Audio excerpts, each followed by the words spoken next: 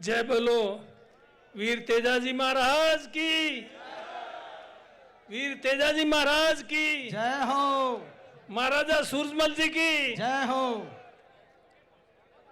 आज इस जाट महाकुंभ के आयोजन करता राजाराम जी मील और उनकी टीम और इस आयोजन में सहयोग करने वाले सभी महानुभावों एवं मंच पर उपस्थित सभी हमारे समाज के अगुआ जनप्रतिनिधिगण और सभी समाज के भाइयों और बहनों, सबसे पहले मैं राजाराम जी मील को बहुत बहुत धन्यवाद देता हूं कि उन्होंने आज ये विशाल आयोजन यहाँ पर रखा और पूरी मेहनत की, और उसमें सहयोग देने वाले आप सभी समाज के भाई बहनों को भी बहुत बहुत बधाई और बहुत बहुत धन्यवाद देना चाहता हूँ।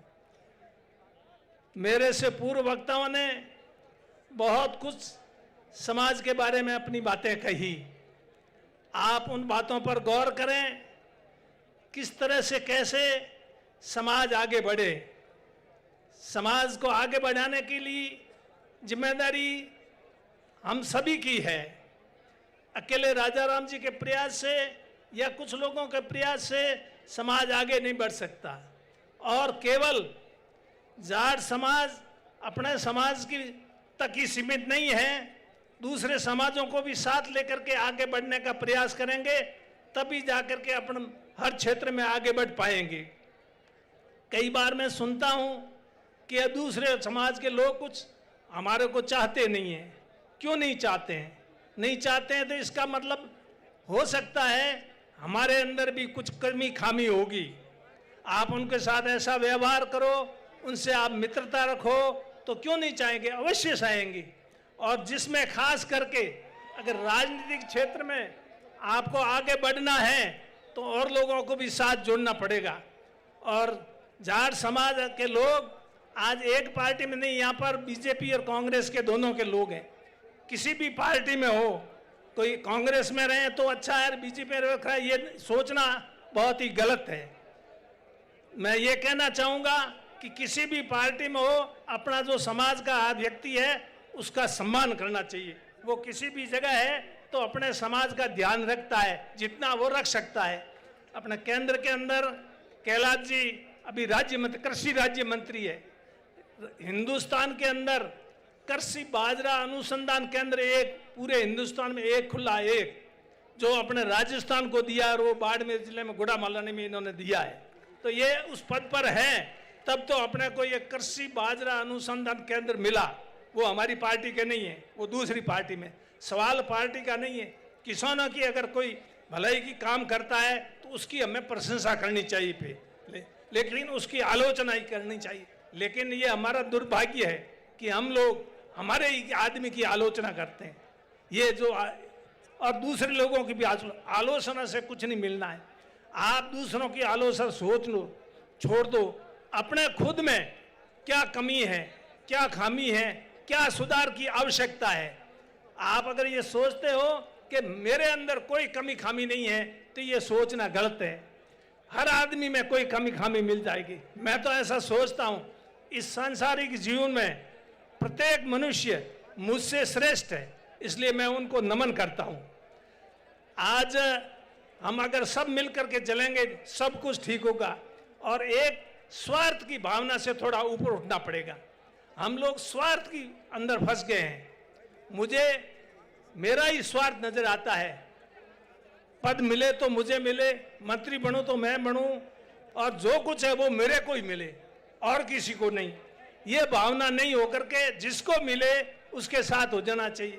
अभी राजाराम जी साहब ने ये यहाँ पर आयोजन रखा, मुझे ऐसा लगता है कुछ लोगों को परेशानी भी हुई होगी कि समाज के लोगों की बात कर रहा हूँ, तो उसमें उनको परेशानी नहीं होनी चाहिए, उनको इनका साथ देना चाहिए, तभी जाकर के ये समाज की बात में। लेकिन फिर भी आज जो ये सम्मेलन हुआ, ये बहुत ही शानदार सम्मेलन हुआ।